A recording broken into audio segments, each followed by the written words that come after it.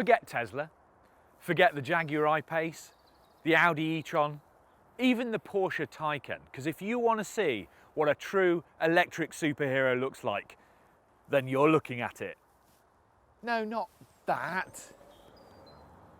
That! The Nissan Leaf. Now, I know it doesn't look as sexy as some of those other high-end EVs, but that, my friends, is a small car with very big ideas. Do you want some numbers? Well, since it was launched back in 2010, the Leaf has sold more than 400,000 units. That is a lot of units. Why? Well, it's probably something to do with the fact that the Leaf is a very practical little hatchback for relatively reasonable cost, rather than anything specialist and expensive. 5 doors, 5 seats, a decent boot.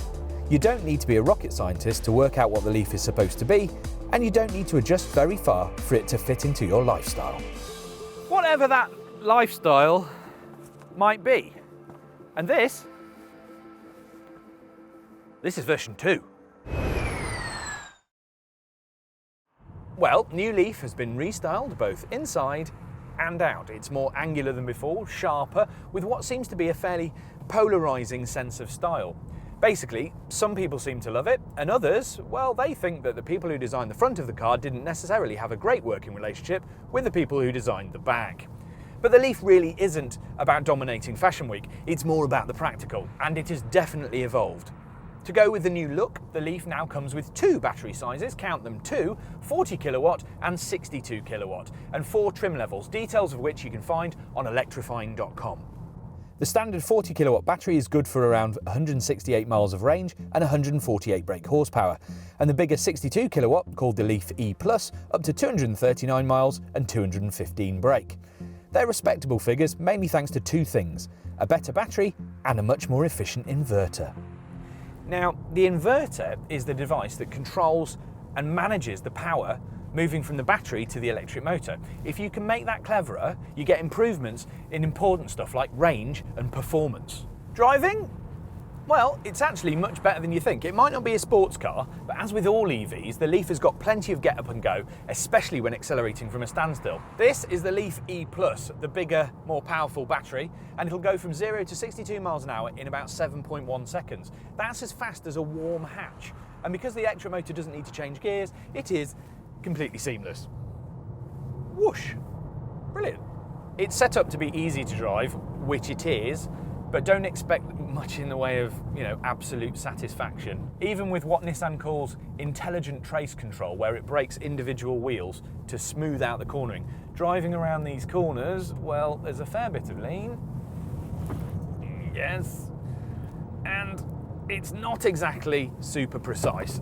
If you want something genuinely exciting to drive, then you're going to have to head to more expensive, less general machinery. But you know what? That's not to say it's not engaging to potter around in. Nissan's got this thing called the e-pedal system. Now, this is a fun one. Most electric cars have some sort of brake regeneration. That's when the car retrieves some of the energy, usually lost during braking, to stick back into the battery. But the Leaf has a neat system that turns this into a true one-pedal car.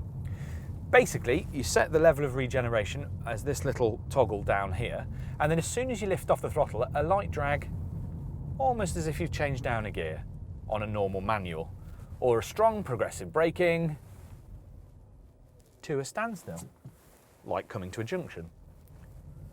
Once you're used to it, you really can drive the Leaf using just the throttle.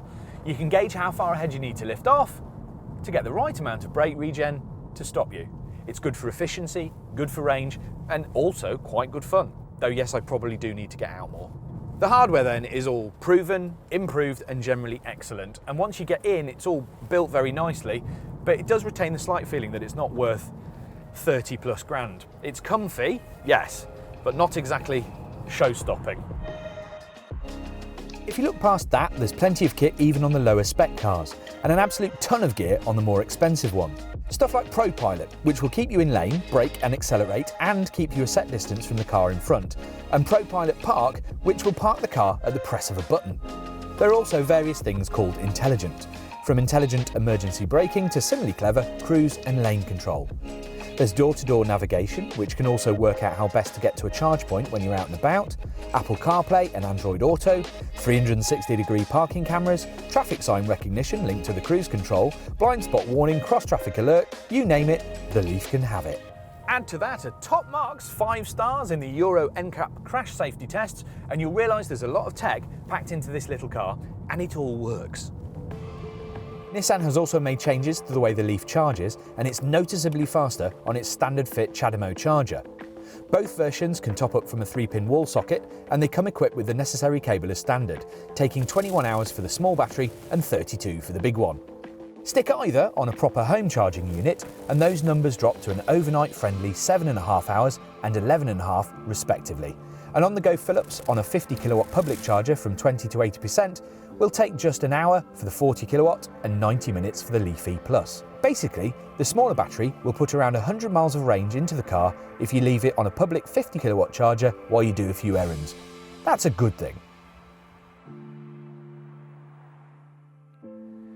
So that's the deal. The Leaf really is a very rounded small electric hatchback. It just makes sense. In fact, the reason I think they've probably been so popular is because you have to make very few compromises to have a pure electric car in the household. As a commuter car, or even for travelling much further distances, it just makes sense. In fact, I know loads of people that have driven thousands of miles in these things and never had a problem. No, it isn't the cheapest small EV out there, and it is going to get an awful lot of competition soon, but at the moment it offers this really nice mix of practicality, fast charging and convenience for the price. There is a reason why Nissan sold so many.